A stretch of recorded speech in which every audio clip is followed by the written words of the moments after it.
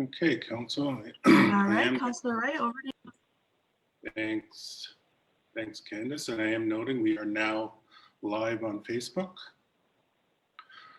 Looking to call this meeting to order for January 25th, 2021, noting the time, 9:04. We do have quorum, so I am going to get started and looking at the agenda, and I'm going to call the meeting to order. First item is the identification of media. This first call out for Turtle Island News. Hi. Victoria, welcome. Thank you. Do we have anyone on the line from Two Row Times? Hearing and seeing none. So we do have the identification of media, Turtle Island News, and Victoria, welcome. Moving into item number 2, changes, additions, and adoption of the agenda. Can I get a mover and a seconder, and then we'll open it up for discussions. I see Michelle. I'll move. Moved by Michelle. Is there a seconder? I see Audrey. Seconder. Okay. Are there any additions, amendments to the agenda?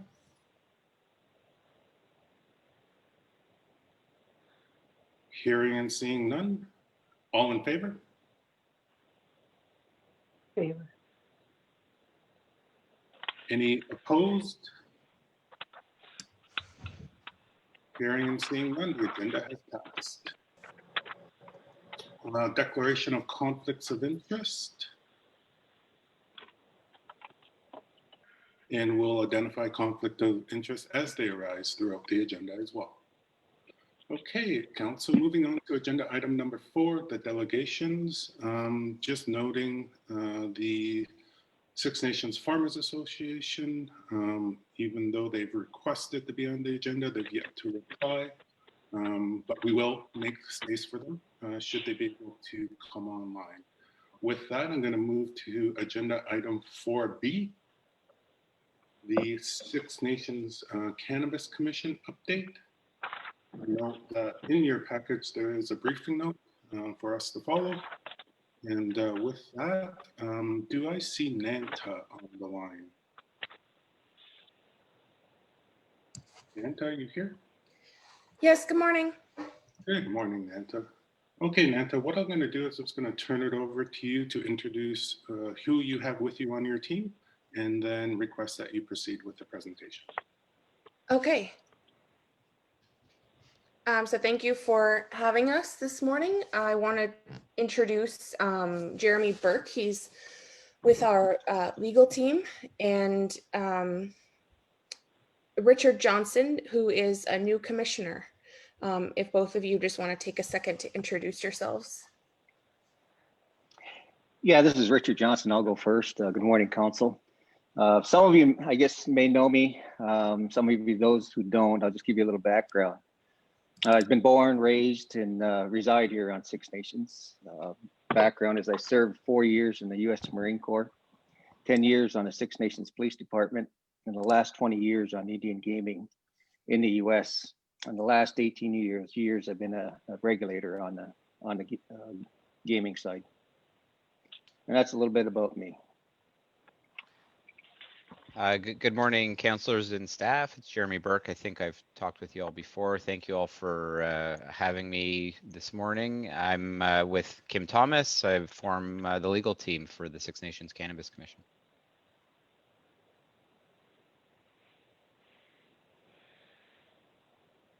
Nanta, did you want to? Thank you guys. So I'm in your briefing note, there's 4 items that we wanted to discuss today, and I'm going to ask Jeremy to go through the first 2 items. Sure. Thanks, Nanta. So the first 2 are related, or the first 1A and 1B are related. It's the current structure of the Six Nations Cannabis Commission. When it was created by council, it's formed essentially as what's known as an unincorporated association, which in legal terms just means a group of individuals. So as the commission moves towards implementing the amended cannabis regime, it's appropriate in our view that it be incorporated as a separate legal entity so that its commissioners essentially and its other staff that it will need will have the same types of protections that directors, officers, employees of legal corporations have. So contracts would be entered into by the corporation, by the Six Nations Cannabis Commission Corporation, as opposed to being entered into individually by a commissioner, which is essentially what's happening when you're contracting with an unincorporated association. You know, that type of legal liability is, in our view, it's not appropriate for anybody to work through. So our recommendation is that the commission be incorporated. There's two options for incorporation. So I'm sort of moving into 1B here. Either as a for-profit corporation or a not-for-profit corporation. If the commission was incorporated as a for-profit corporation, we expect that the sole shareholder, actually either as for-profit or not-for-profit, a for-profit has shareholders, a not-for-profit corporation has members, but effectively they're very similar corporations, except one is theoretically subject to tax on its income and the other is not.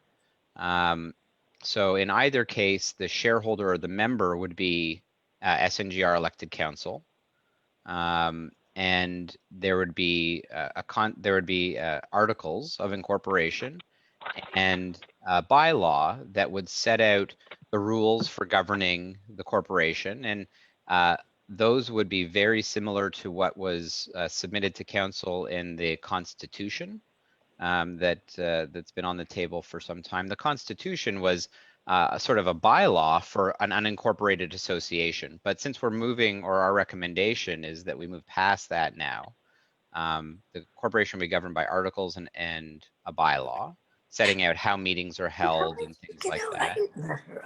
And then, and the recommendation is that we use a for-profit corporation. Sorry, Jeremy. Sure, Councillor Wright, go ahead. Yeah, sorry. Helen, can you mute? We're hearing. Oh, sorry. Thank you. Appreciate it. Thanks.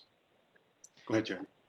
Thank you. So we recommend using a for-profit corporation, and the reason is that it would still be tax exempt because it would be owned by a body acting as a local government, council in other words. So same tax treatment as a not-for-profit, but not-for-profits come with certain other rules that we don't think it makes sense to have to worry about from Canada Revenue Agency perspective. A not-for-profit is exempt from tax because it doesn't operate for the benefit of its members, and it has certain rules about what it can and can't do with revenues that are generated.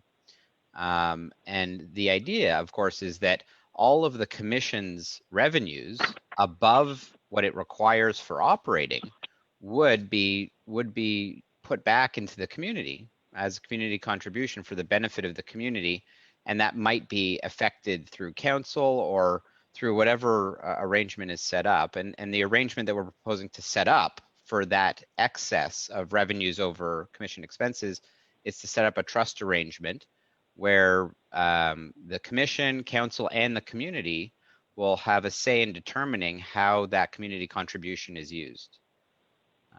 So that's the basic recommendation. Nanta, did you want to? Sorry, the basic recommendation is to incorporate as a for-profit corporation, either under the Ontario corporate statute or the Canada corporate statute, so that the commission can operate through a legal entity. That's right. So that's the decision that we're looking for, is that council would accept that we should incorporate as a for-profit corporation, sorry. And I'm not sure if do you want to reserve all of the recommendations to the end of our update, or would you like to go through them one by one? Maybe what I'll do, just because this is a huge one, As a counselor, I know and recognize that I've been acting chair at this time, but this is a big decision that I think I understood this as an update, not decision-making pieces. So I think we have to work, have that understanding back and forth. But I can anticipate there's lots of questions from council on this particular item. So I'm going to turn it over to some questions at this time. Sorry, Nathan, would it be okay if we just went through the whole briefing note and then did questions at the end if we're not going to do the recommendation and decision making? Okay, that works. Thank you. Thank you. Just so I know we have limited time. So Jeremy, if you could carry on and address the next item. Sure, and given the limited time, I'll try to be a bit more brief. So banking is obviously critical to the operation of the industry, not just for the commission, but for industry participants as well. Banking across Canada, banking has been challenging for cannabis businesses even since even after legalization. It's only been in the past year or so that banks, other than a couple of standouts, have actually started providing basic banking services to licensed cannabis businesses, federal license holders or retail license holders. For the first couple of years, it was Bank of Montreal, who was sort of leading the charge in providing basic banking services to these legal businesses. And provincially, Alterna, which is Alterna Savings, and it's a credit union, has also been providing significant banking services to the cannabis retail community. But banking has been challenging even for federally licensed and provincially licensed businesses, and we're facing a similar challenge here. The commission, once it becomes operational, starts collecting fees for license applications, and then later down the road for community contribution and as well. Stamp fees. We're going to need to be doing banking for obvious reasons, and we're facing a bit of a challenge right now in securing banking services providers. And this is just for regular bank accounts, savings and checking accounts, that kind of thing. So the project team is reaching out to senior contacts at all of the banks. There's no point in only asking a couple. We understand that SNGR banks regularly with BMO and RBC as well.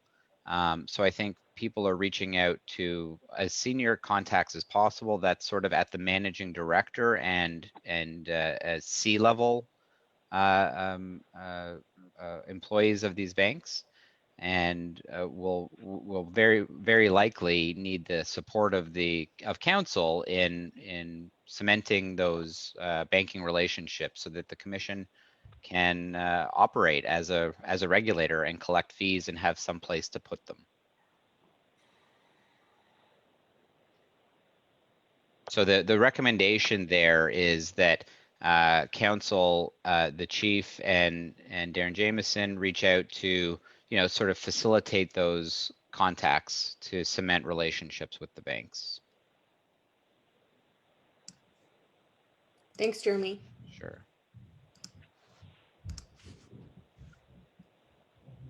The next item we have to update, and again, all four of these items have requested action items attached to them, as you'll see in your briefing note. At the policy decision meeting, when we went through all of the recommendations that the commission was making, council decided that you wanted a testing facility established on Six Nations. And so part of our work over the last month and a half has been to try and acquire testing equipment, try and find out how much it's going to cost and what the timeline is for getting that facility up and running. We've hit a couple of snags trying to get the equipment to facilitate our own testing facility. We contacted a number of suppliers, but most of them, if not all of them, are unwilling to supply testing equipment to anyone in Canada unless they have a Health Canada license to be a tester. We are looking at a testing lab in Manitoba that is for sale. They are closing up, and we may be able to secure the equipment from that facility as kind of refurbished and secondhand equipment and bring it to Ontario. But that's not, we haven't gotten the information back that we need yet to present to council to make a decision on that. The SNCC has been approached by 2 business owners in the community that have expressed an interest in funding the testing facility as a community contribution, as a way to give back. So we were looking for council to assign 2 representatives to assist with government negotiations. What that is for is that we need to have discussions with Health Canada and with the province to try to chart a path forward so that we can acquire that testing equipment without having the Health Canada license.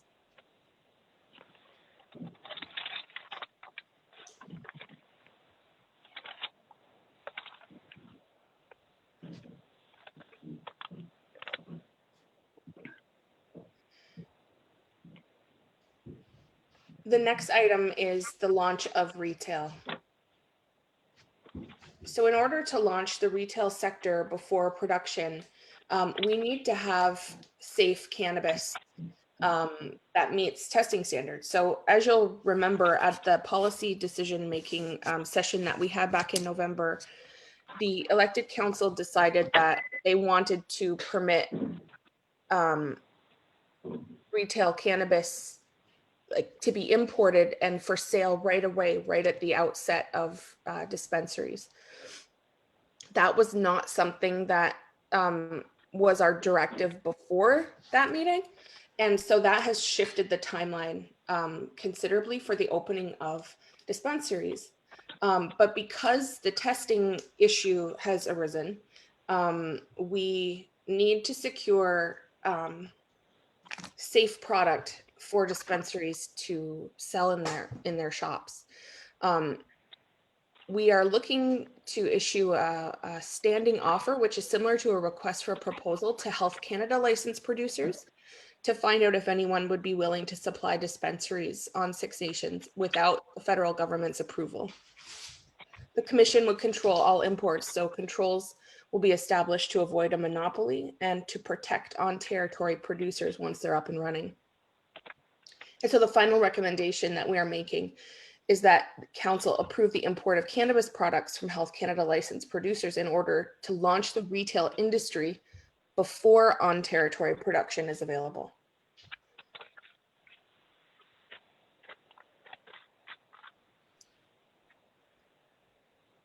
Okay, Nat, that's I'm assuming that's the presentation. Yeah. Okay, thank you, Nat, and thank you, Jeremy, for presenting on that. Like I said, these are I see there's progression, and these are quite large issues. And I anticipate a lot of questions, and I saw hands going up. So I'm just going to go in order that I saw the hands, and I believe Helen was first. Yeah, I have a lot of concerns with these recommendations, and I really think that council needs to sit down and have a good discussion on them. So I'm going to suggest that we just take this as information today and have a special council meeting to sit down and talk about this. I'm totally against incorporation, simply because we know all councils, the councilors, at least the past councilors, we all know the issues that we've had with the development corporation being incorporated. I see from the presentation that they want to set up a trust for the money. We already got 2 trusts in our community that don't seem to be working all that great for our community. So I have a lot of concerns with this, and I'm going to put a motion on the floor that we defer this or accept this as information and call a special council meeting to have discussion on these recommendations. Okay, thanks, Helen. In terms of there has been a motion introduced, so I will acknowledge that, but I do want to go back and see if there's any further questions from council. Sherry Lynn, and then Audrey. Is the community asking questions? They say they're having trouble for questions.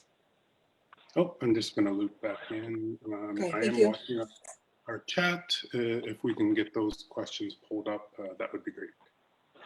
Audrey?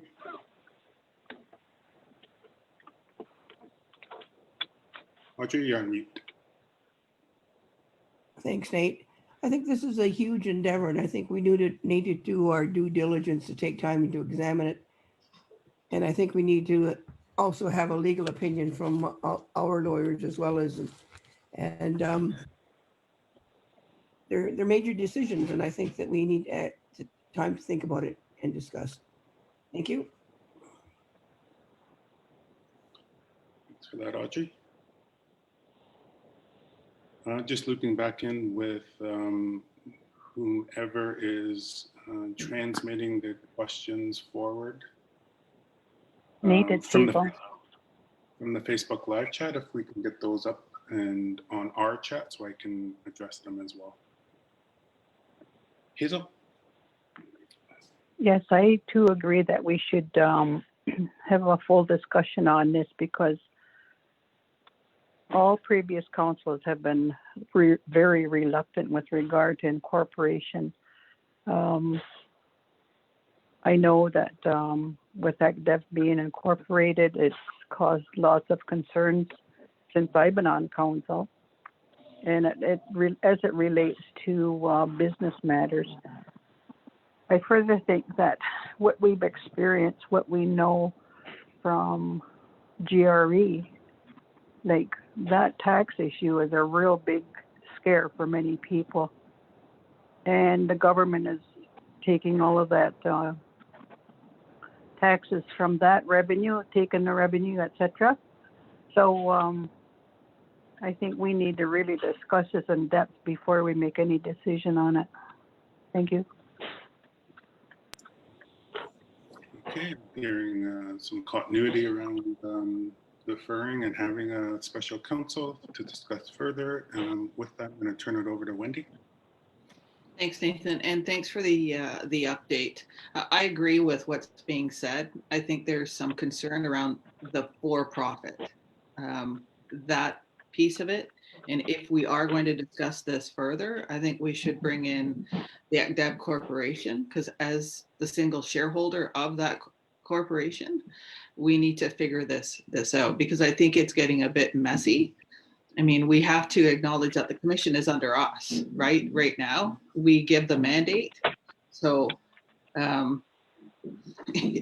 mean, if we're going to go to outside lawyers for something that we're giving the mandate to, we just have to be careful in how we manage this, I think, and where we're going with it. Because as soon as we go for profit, then that's a separate entity, and then I would think we're out of the picture with that. So there's some questions and some more information that I think has to be provided and discussed, but just mapping it out in terms of what we're doing and where our place is and our involvement, because we've been mandating this all along.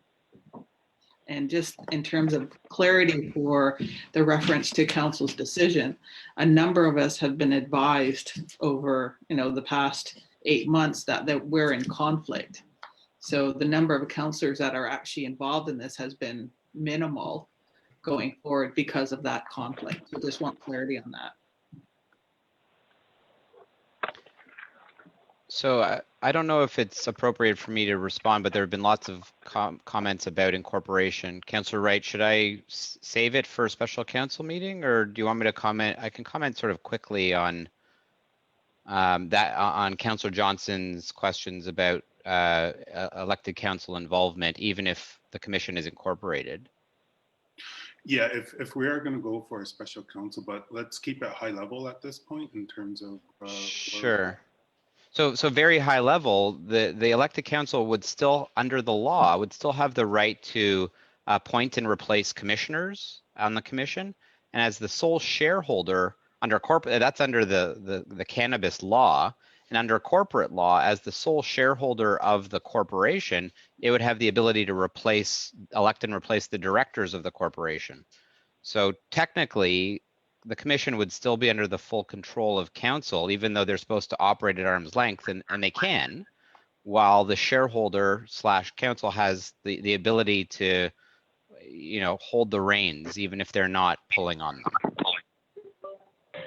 Anyway, I'm happy to discuss further, and I fully agree. Having counsel for having a lawyer for counsel give you his or her views is a good idea, for sure.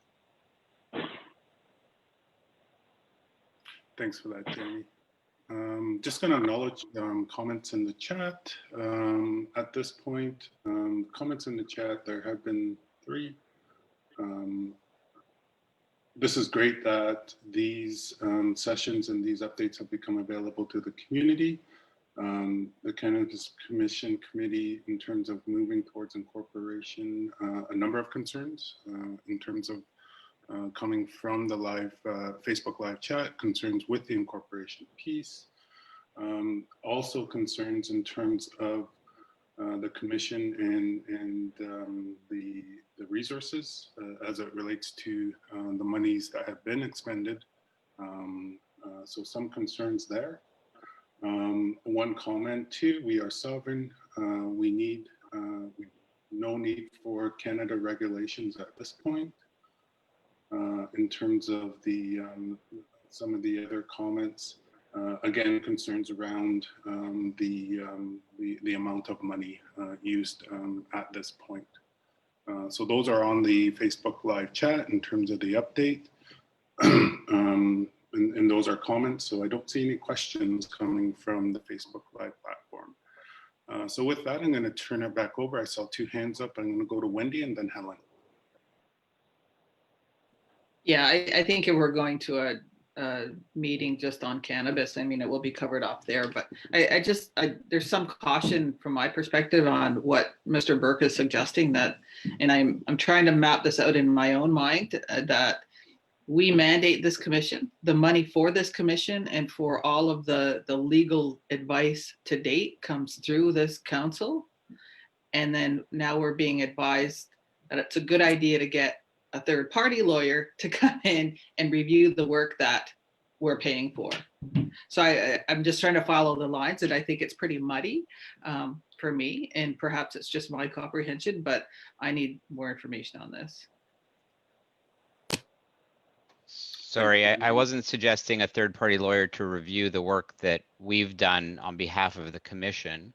Just as someone had mentioned, having a lawyer for counsel discuss the benefits and relevance of incorporation of the commission, not to review anything we've done, although they're welcome to do that as well. I think it's part and parcel. I think one is the same as the other.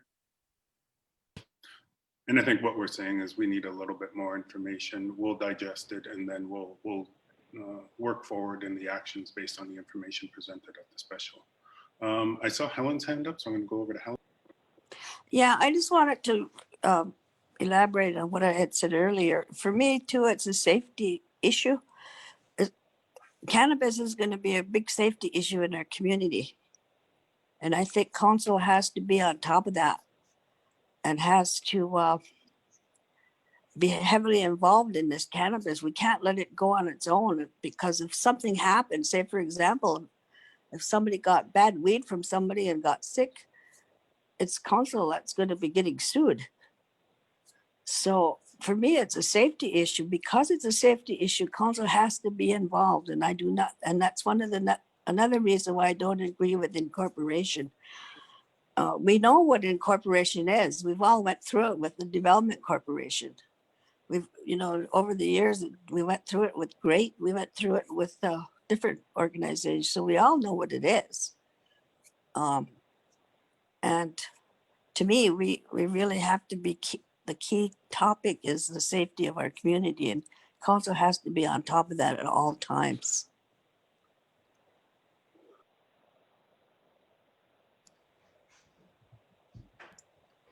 Thanks for that, Helen. I'm going to look to bring this discussion to a close as we are meeting that special counsel. But I see Sherry Lynn's hand up, so we'll go back. I just wanted to say, in case, if we meet, we do a special council meeting, also too, we have to involve the community after our discussion. We can still discuss a little more for their input. Nathan, can I add something? Totally agree. Was that you, Nenta? Yeah, it was. Okay. Go ahead, Nenta. Thanks everybody for all the questions and concerns, and thanks to the members of the community for your comments as well. Just wanted to let you know that I did speak with the chief about a week and a half ago, and we had discussed setting up a special council meeting on cannabis in February. We were initially hoping for the first week of February, but I think it's going to be a little bit later now. And having that similar to this format where it's streamed live to Facebook so that the community can get all the updates and we can have a fuller discussion on things like safety. Just adding to what Councillor Miller said, I agree with that. It's a safety concern, and it's not just about the material that's on the plants or testing. It's the illicit cannabis industry has a lot of attachments to organized crime. And so that's part of the reason why the elected council wanted to set up a regulator so that those protections are in place as well.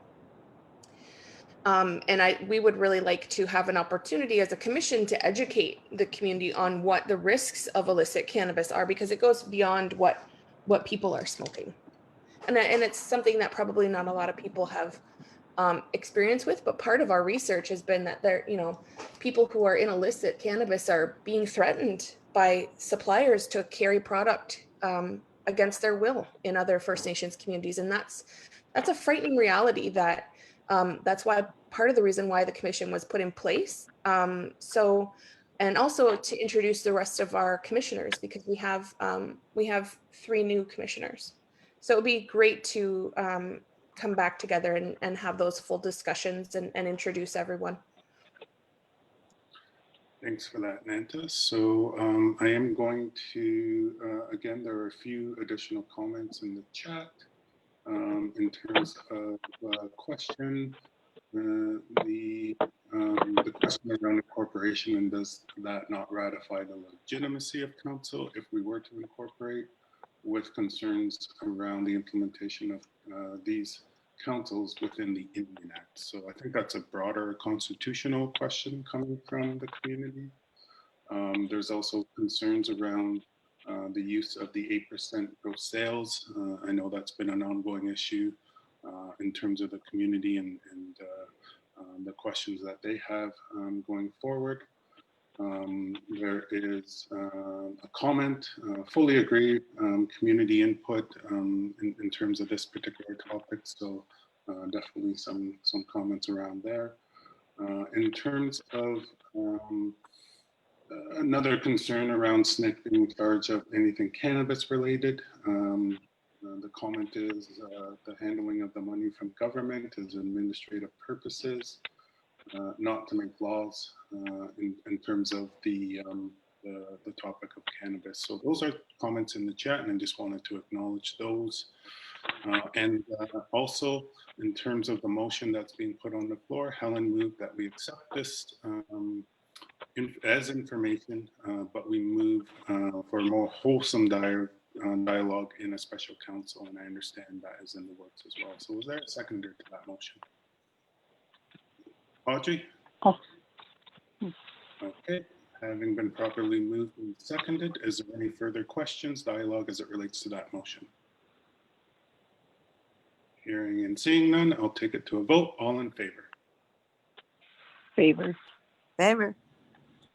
Any opposed? Hearing and seeing none, motion is passed. Okay, Council, and again, I just want to thank Nanta for you coming and providing this update. Thank you for your time, as well as your team that you brought with you. Much appreciated. Thank you. Goodbye, everyone. Thank you. Thanks very much, Ona. Okay, Council, we're going to move. Just looping back in, Teresa, have we heard from anyone from the Farmers Association before I move into lifelong learning? No, I haven't received nothing. Okay, thanks, Teresa. So we're going to move into lifelong learning. In terms of this particular topic, Audrey, are you introducing or am I just turning it right over to Julia? Right over to Julia, please. Hey, Julia, you have the floor.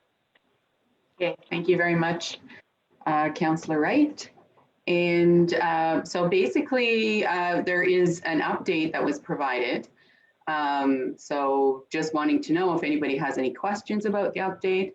I'm definitely willing to talk about that.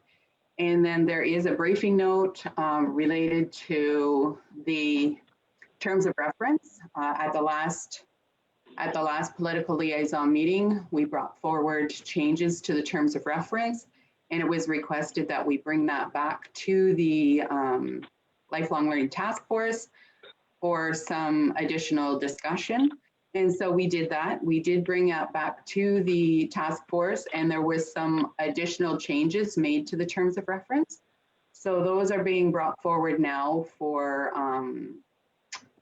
approval from political liaison. So as you can see from the terms of reference, I have highlighted everything that was changed, and so the additional ones that were over and above what we talked about at the last meeting really relate to the let's see, what is it here? Oh, the term participants. So both the core team and the Lifelong Learning Task Force are now termed as participants rather than members. And then there is also a bit of a disclaimer built into the terms of reference. It's in the form of a note right at the end of the roles and responsibilities of our participants section. And that is that participation in the task force does not imply or confirm any current or future endorsement of the recommendations by the individuals, departments, or entities involved. So Julia, it's basically, pardon? Julia, I'm just gonna, you mentioned at the start and that there was a presentation and there, I see it in the kits, just for the benefit of, we are on Facebook Live, and for the benefit of the community members watching, can you first walk us through that presentation at the high level, and then we'll get into the terms of reference discussion. I just want to make sure that the community members have the high level points from the presentation, because they don't have the benefit of seeing it. So the high level points from the briefing note? You mentioned there was a presentation? No, there wasn't a presentation. There was a discussion at the last political liaison meeting about the terms of reference. Okay. And so at that time, at the last political liaison meeting, we talked about making some changes to the terms of reference that signified the change in, just making the word task force, what used to be two words, we were making that into one word to match with the new logo. And we had changed out some of the participants, just updated the participant list. And the main reason for making changes to the terms of reference was because previously the Lifelong Learning Task Force reported directly into the Corporate and Emergency Services Committee. And then there was a change in reporting, and we're now reporting directly to the political liaison. So those were the main reasons why there was original changes made to the terms of reference. Then when we took it back to the task force, there were some additional changes made to both the membership and then the items that I was referring to with the disclaimer and referring to the task force as participants and the core team as participants. And I believe those were the main changes, but all of the other changes are highlighted in yellow. So I'm not sure if there are any questions on that. Just looking for approval on those changes to the terms of reference. Okay, thanks, Julia. What I'll do is I'll deal with the recommendation. But Julia, what I was referring to is your work plan update. Just that after we'll deal with this recommendation, what I was hoping is for the benefit of the community, to just run through that quick work plan update because Sure. So we'll deal with the terms of reference and as presented by Julia and as it's in your kits. Is there any questions as it relates to that?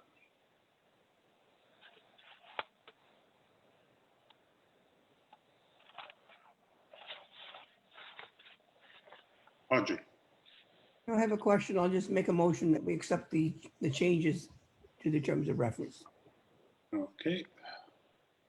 Motion to move that we accept the changes in the terms of reference as recommended. Is there a seconder? I'll second it, Hazel. Okay, seconded by Hazel. Haven't been properly moved and seconded. I'm going to open it up for questions. I see Wendy. Sorry if I missed it. I just want a clarification. So in the terms of reference, all of the sections that are highlighted on yellow are the changes, or are you just confirming? Because in terms of the membership piece, those are the same membership, right? So was there a change, or because it was noted that a couple of the organizations didn't actually approve membership? Sorry, I'm not sure what the question is. So those highlighted ones in the terms of reference are additional, they're additions. So Six Nations Public Library was not listed as a participant in the original terms of reference. Neither was the Youth Council or the Six Nations trustee. So I understood from the last presentation you gave that the Language Commission, they weren't listed on the core team, they were listed as task force participants. So I see they've been moved up to the other category, but I believe it was Councillor Michelle Bombry that had raised the Grand River Post-Secondary Education Office. They didn't necessarily approve their participation to the task force, so there was clarity on that. So that's why I'm asking, that's not a change. So is that confirmed? Is that why it's highlighted? So it's highlighted because they weren't on the list before, but now they are on the list. They were on the list, but before, in the last copy you provided, that's why it was questioned.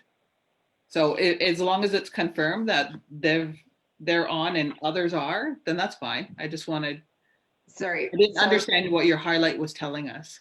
So yeah, the highlight is saying that it's an addition as compared to the previous version. So if you look at the previous version, which I did include as well, Grand River Post-Secondary Education Office is not on there. So they are now on the list. And yes, it has been confirmed that they are participating in the Lifelong Learning Task Force. Everyone was in agreement with the new disclaimer that was put in there. Okay. Is there any further questions? Nathan, I just have it is confusing, but I just want to clarify, the Language Commission is now on the core team, correct? Yes, yes. Okay. Okay, any other questions, comments needed in terms of clarity? Hearing and seeing none, I'll move to the vote. favor to accept the recommendations? Favor.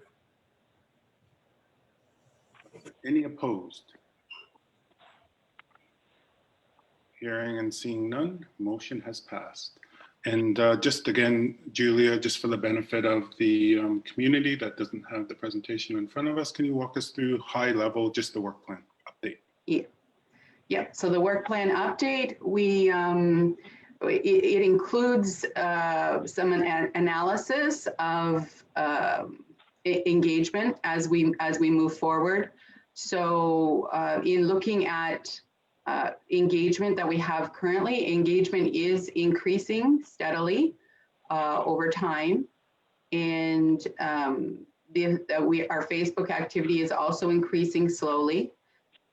We have several projects on the go, and there are updates provided on these various projects. There was a community-wide mail out that is providing an a paper copy of, so people can participate if they don't have access to a computer or prefer to participate via paper rather than online.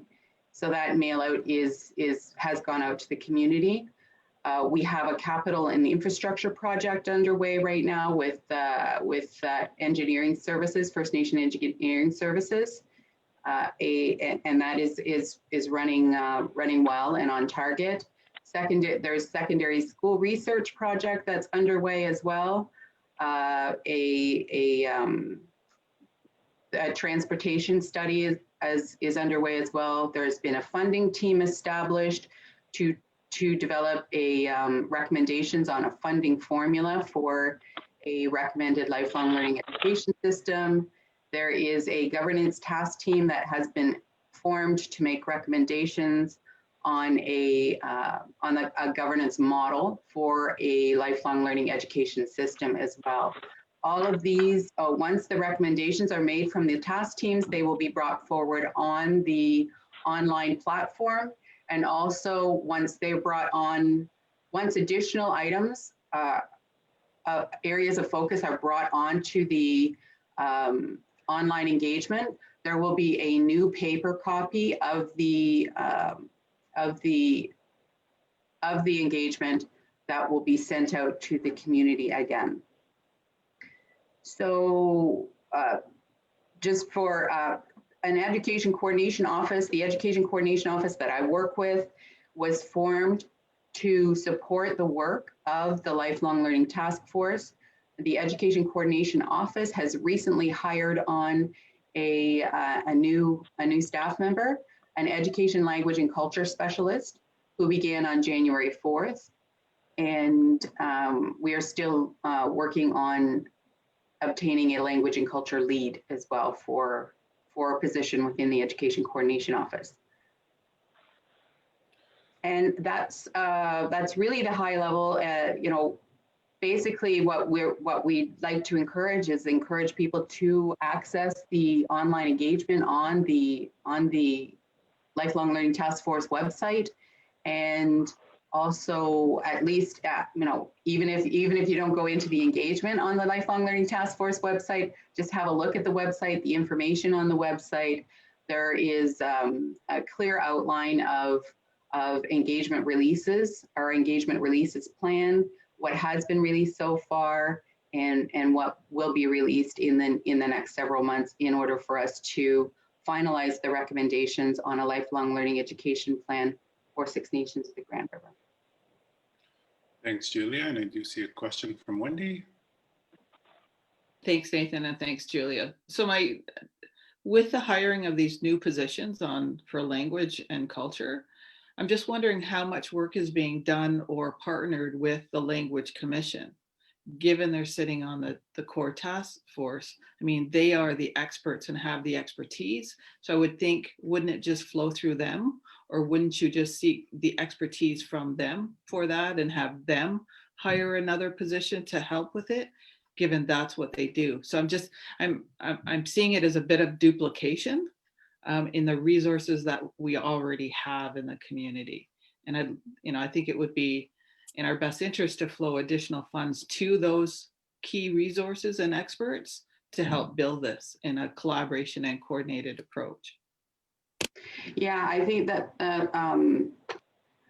that's something that we could definitely look towards in the future. Right now, what the task force is tasked with is developing recommendations to the community on education, whereas the Language Commission is a bit broader than that. So right now we're focusing on K-12 education.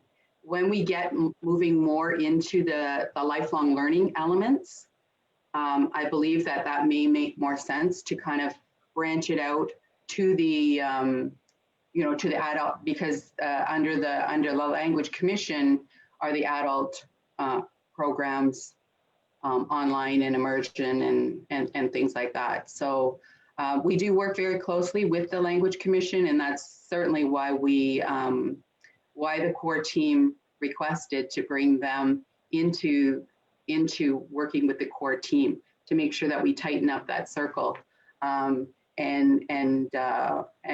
include language and culture more so in the deliberations. Yes. Okay, supplementary from Wendy, and then I'll go to Michelle. Yeah, no disrespect, but that doesn't make sense to me, only because they are doing education. When you say immersion, our immersion schools are K-12. So they're already doing that line of work, and it would make sense if you need them to go in another direction to put resources into that, rather than creating brand new positions, because it just becomes a bit of a silo. And I would think it would be good to start that relationship and build that now, rather than create new positions and then having them over there. And then I just see it as duplication, but anyhow. It's one of the things that we work on constantly, is to try to break down the silos within the community. So yes, we're working on it for sure. Okay, and then I'll go to Michelle. Thanks, Councillor Wright. Julia, thanks for the overview. I'm actually a little confused, but okay, so my understanding is the task force was put in place to meet a mandate by March 2021. So that's in 2 months from now. So what I'm hearing is the mandate was to see if we're taking over education. You just announced you hired somebody.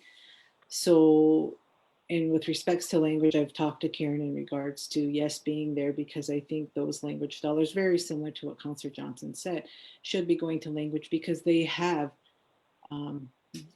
everybody on their board that is involved with language. So I'm a little confused now. What's the mandate of the Lifelong Learning Task Force? It's like we're taking over education, and we've started our own education office, and so I'm just very confused, because I know even when we look at and maybe this is outside of it, the high school, elementary tuition, or even students wanting school checks, we go to our council admin team. So it's very convoluted, and that's coming from me. So I'm still confused on what the purpose of the task force is. Yep, so the mandate of the task force doesn't have a deadline to provide recommendations to the community on lifelong learning, a lifelong learning education system. So, March 2021, I believe, was a date that we had put out about a year ago, saying that we thought that we were going to be completed K-12 recommendations in March 2021. We've now extended that to September 2020, or to the fall of 2021, mainly because of delays related to COVID-19. So we are still working on developing those recommendations on K-12 education. We've divided the work up into phases. So K-12 is what we're focusing on for the first phase. And then once those recommendations are made to the community, hopefully in the fall of 2021, and the community makes a decision on how they want to proceed with those recommendations, then we will take that and build on that, build it out with the full lifelong learning continuum. So that is how the Lifelong Learning Task Force has agreed to work on the mandate provided to them by Six Nations elected council. And the mandate is very clear. It's to develop recommendations on a lifelong learning education system based on language and culture. And that is clearly why we have established these positions focusing on language and culture, and brought in the Language Commission to work very closely. The Language Commission has always been part of the task force, but now they've been brought in to work very closely with the core team of the task force, because we recognize the importance of it. If we were supposed to be looking at language and culture, why only? And so I was always under the impression 2020 or March 2021 was when the recommendations were coming forward, that now we only bring forward the Language Commission. So I do have concerns. And again, I think I'm sure there's others in our community that have concerns. So Councillor Wright, I guess I'll leave it at that, and I'll follow up with Julia. What my thought is in terms of some of the comments coming out, and I know we've always had these updates and they're rather quick.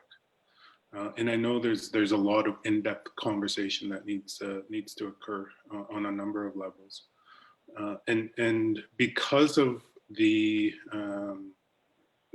live stream session we had with the Global Solutions the other day, is this something too, in terms of the Lifelong Learning Task Force, by way of a community update, that we want to do as well, so that we have the opportunity to get a little bit more in depth? Because I think these are important points we're bringing up in terms of where we're going, and even having the opportunity of having the other entities with us that are on the Lifelong Learning Task Force to have these dialogues.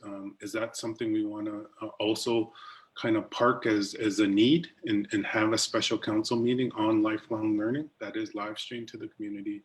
That gives us, a good runway to have, a couple-hour discussion on this, rather than, this 15-minute piece. So I'll leave that recommendation there. And I see Sherry Lynn and then Michelle. Yeah, I was along the same lines, because I think if we're confused, it's probably not clear for the community. So I think we need to figure out how we can make it more clear. And that's a great suggestion, what you said, Nathan, because if we want the community's input later, they won't have a clear vision of what they're inputting on. So I think it needs to be a lot clearer. It seems like it's confusing. Okay, thanks, Sherry Lynn and Michelle. I was going to move that, because I think we focused on education. We continue to do these. We can hire another consultant. When are we going to stop and actually take what the community has told us and go from there? We continue to do this, so the same results come out. So I would like to have a Tuesday evening focused on education. Okay, so motion is on the floor, moved by Councillor Michelle Bomberry, that we have a special council focused on lifelong learning and bring the folks together. In terms of a seconder, is there? I'll second that, Nathan. Seconded by Sherry Lynn. So having been properly moved and seconded, that we accept the update as information, and also direct that a special council meeting on lifelong learning that is live streamed to the community be held at a future date. Nathan, I have a comment. It's Melba. Okay, I'm going to go over to Melba. Yes, I've asked the question on more than one occasion. If we have a foundation of culture and language, and we have many of our teachers are non-native, what is the task force doing about that to ensure that we have native teachers? I think they're an influence on our children. They're very inexperienced and don't understand our culture. They know bits and pieces, of course, and they don't have the language. At least many of our education people have been exposed if they do not have the language. And they certainly understand our culture, of course. So what is being done about that to hire all Native teachers? Okay, I think in addition to that, I'm not sure Julia can answer that, but that's a great question to ensure that we have representatives at the special council, because my understanding is we're still under that federal piece, and it's the feds that are hiring non-natives coming into the community. So is it okay if we have that question and make sure that there's federal representatives at the presentation that we're contemplating? Yes, and the last time I asked this, the answer was we're working on it. Okay. So hopefully we'll find out how it's working and where we're at with hiring Native teachers. Thanks. Perfect. So that's been noted, and we'll move that into the discussion. Okay, Council. Wendy, I see your hand. Sorry, just on that note that Melba's brought up. If this is going to an open meeting and we're going to have that fulsome dialogue, I think it's a good idea to do that, because there's always lots of chatter right behind the scenes, and this is an opportunity for those to come forward, because I think that's what the Audrey and Julia and others need to have the dialogue on. So when it comes to the federal schools and teachers from this community in those schools, they have to be empowered to speak as well if there's issues, and speak without any fear of repercussion if that happens to be the case. So this has to be that full dialogue. So maybe that's some discussion that has to occur between the chief's office and ISC to make sure that that's okay to do that. But if this is community, then it should be from everybody from the community who wants to speak on it. Great points, Wendy, and I've noted that too, just on my note for the chief on that follow-up as well upon his return. Thanks for that. Okay, Council. Nathan, it's Hazel. Okay, okay, Hazel. Yes, I think going back to the start of the very education as far as lifelong learning goes, it was an issue that was probably based on the fact that people felt that none of our Native children were getting the education or the extras, I guess, that is available to schools off reserve. That was the first idea that we wanted to get across, was to build on an education for Six Nations that would be like a Cadillac situation for our people, our children. A lot of people were taking their kids off reserve to these to get additional help. That's not good in itself. So I think this lifelong learning task force that was created was to gather so much education information from all sources. That's why everybody in education on reserve was included and was invited to attend. Yes, there was a couple areas where people forgot who all to invite, but that doesn't say that they weren't wanted. It was just an oversight. I think with the culture and education component that's going to be a part of this lifelong learning and the end result for Six Nations, yes, we do need that education and culture. And I know that there's a school, the Gawaneo, who have that right from junior kindergarten right to grade 12. But with what I understand from what Julia is saying is they're hiring a person to deal with that area, to develop it into this lifelong learning's final report that will be included in it, costing everything as it pertains to Six Nations education to have the education for our children that has been overlooked for so many years. The final thing is the community are going to be the ones who are going to either accept or reject all this work that's been done. I know there's a costing thing happening. How much money do we need to operate? But I think in the end, the benefit's going to be for everybody, like the parents, the children, better schools, children that need special needs. Everybody will benefit in the end from this endeavor because it's not a small thing. It's a huge thing. But I think the community, it will be good for them to know what's happening. But in the end, they are the ones who is going to be determining whether this goes forward or not. Thank you. Thanks, Hazel. And I think that's a good segue into the back to the motion, because as informed, and this is the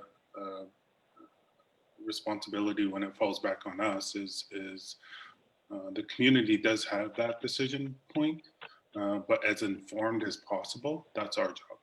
And I think, you know, as we move into the what's being contemplated in the motion, I think that's us doing those steps to ensure that they are as informed as possible leading into that. So I see no further questions, and what I'm going to do is I'm going to turn our attention back to the motion.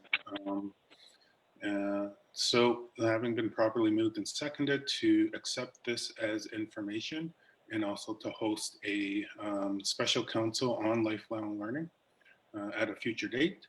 It's been moved by Councillor Michelle Bombury, seconded by Councillor Sherry Lynn Hill-Pierce. Is there any, all in favor to that motion? Is there any opposed? Hearing and seeing no opposition, this motion has passed. Okay, Julia, thank you again for the presentation and your time.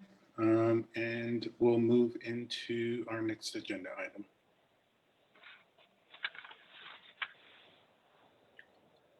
Okay, so just doing another call out for the Six Nations Farmers Association. I don't see them. I don't see them on our list. So I am going to move us into the political liaison minutes and action items. And I do note for council, there is the action items on the list. So what I'm going to do is, just as a quick refresher on the action items, I'm going to turn it over to Darren. But before I do that, I see Michelle had her hand up. So Nathan, we just missed, I believe there are comments on the Facebook post from community members. So can we just read them aloud if people can't see them? That's the piece we missed. My apologies that they're not feeding into my chat. So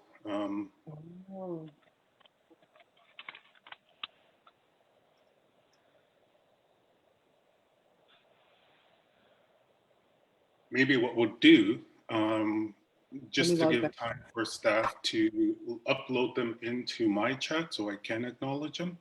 I will loop back on that, but we'll move into the minutes, the political liaison minutes, as well as the action items. Okay.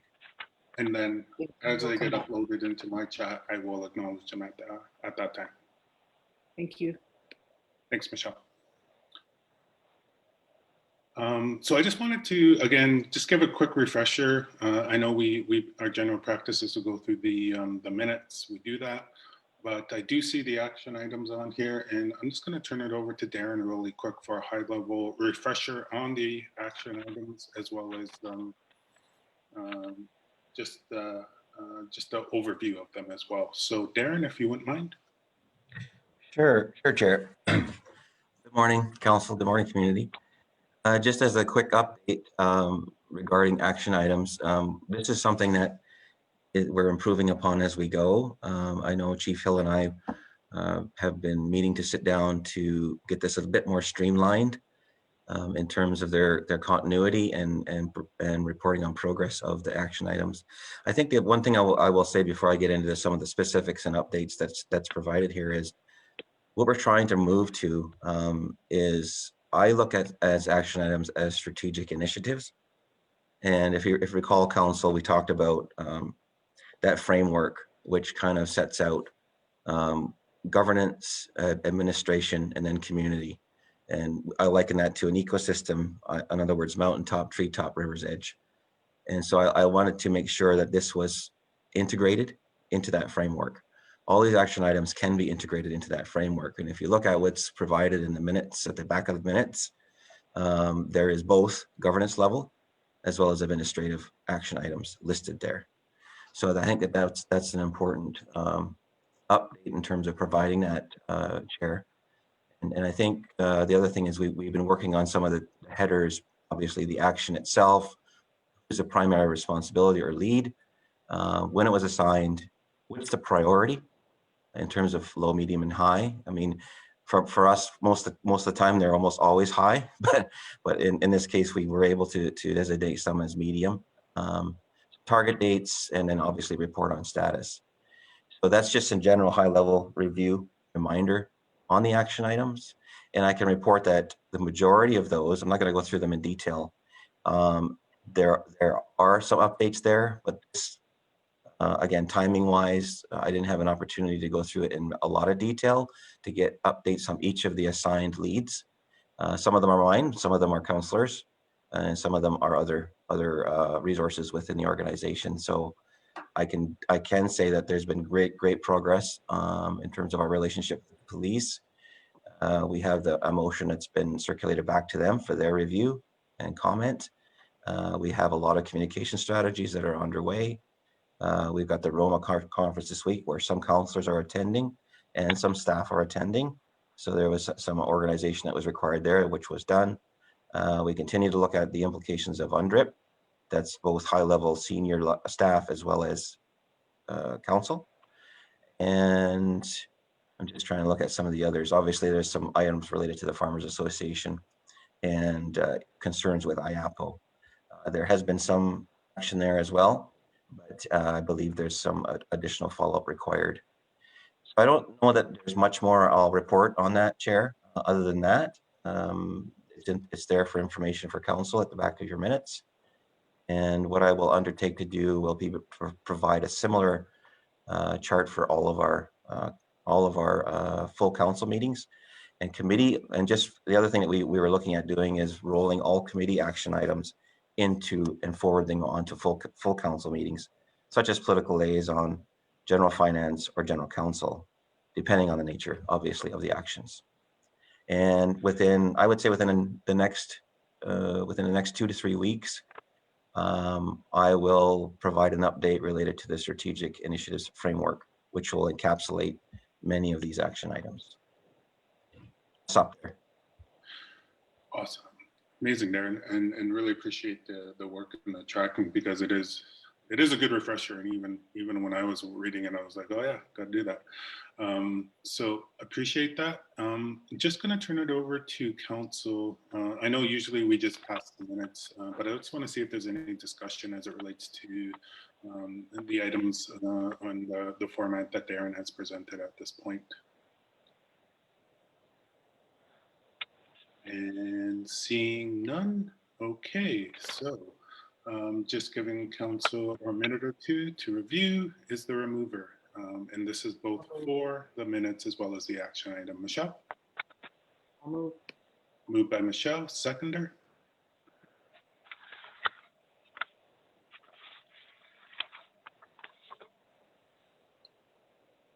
Second call for a seconder. I'll second, it's Melba. Seconded by Melba. Having been properly moved and seconded, is there any need for further discussion? Seeing none. All those in favor? Is there any opposed? Seeing no opposition, that motion has passed. And again, thank you, Darren, for your continuous work on the both the minutes and the action items. Okay, council, I'm going to move into item number 6, council committees, external committee reps.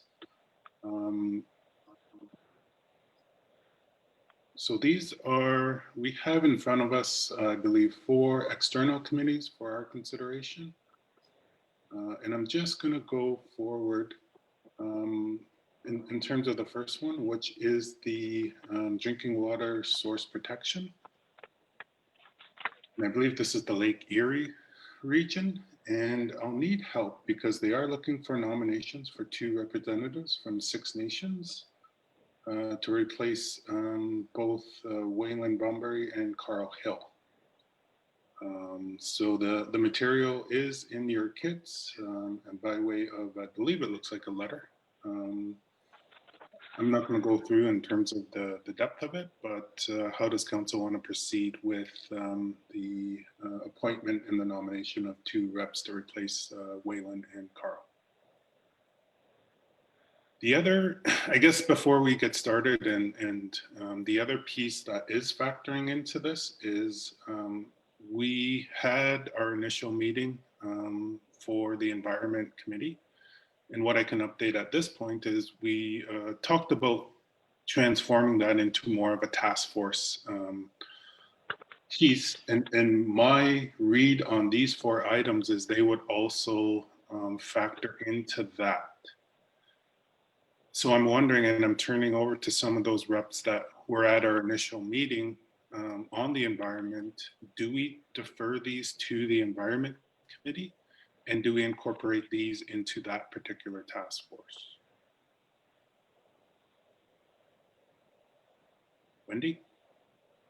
I think that's a great idea. I mean, that was the purpose of developing the group. So, I mean, I'm happy to defer it there. I don't know if you need a motion on that, or we can just do that.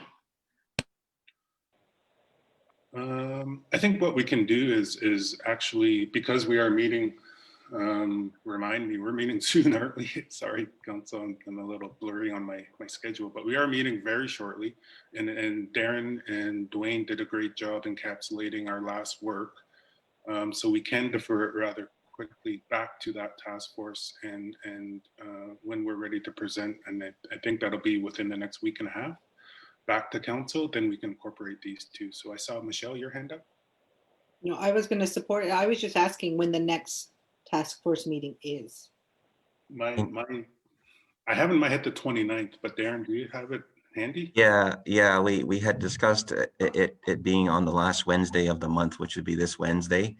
Okay. But I'll go back and look at the minutes because we may have changed it for some reason to Friday, but I'll double check and we'll send out a meeting invite today regarding that. We did circulate the terms of reference, Nathan, so I guess we can get that out with the invite in its current state. Excellent. Okay, so if there's no opposition, what we can do is defer these 4 items. And again, after we have our meeting this week, I think we'll be able to present this back to General Council with these 4 items also included on that, on the task force kind of approach. Question, Dave? Yeah, go ahead, Helen. Who sits on the task force at present? So at present, right now, it's chaired by myself, Sherry Lynn, myself, Michelle Bunbury, and Melba. With support. Because I would like to sit there. Can I sit there too? Absolutely. I'm always getting calls and issues about environment, so I would like to sit there. Okay. Do we need to loop back with a motion on that? Because we motioned the 4 reps prior to. Yeah, I think so. Okay. So just maybe an additional motion to add Helen to that, the task force. Is there a mover? I'll move. It's Melba. I'll make that motion. Okay, so I see Audrey, moved by Audrey, seconded by Melba to add Helen to that task force. All in favor? Any opposed? Hearing and seeing none, motion's passed.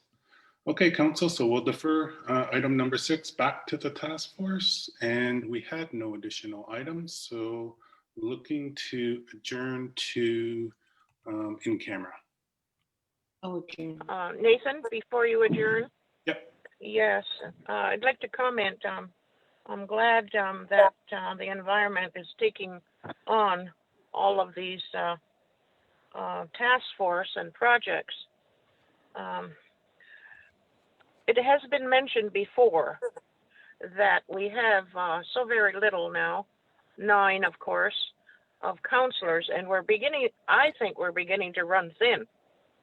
And it's been mentioned before that once we no longer are threatened by COVID, that we're going to be traveling out on the road more.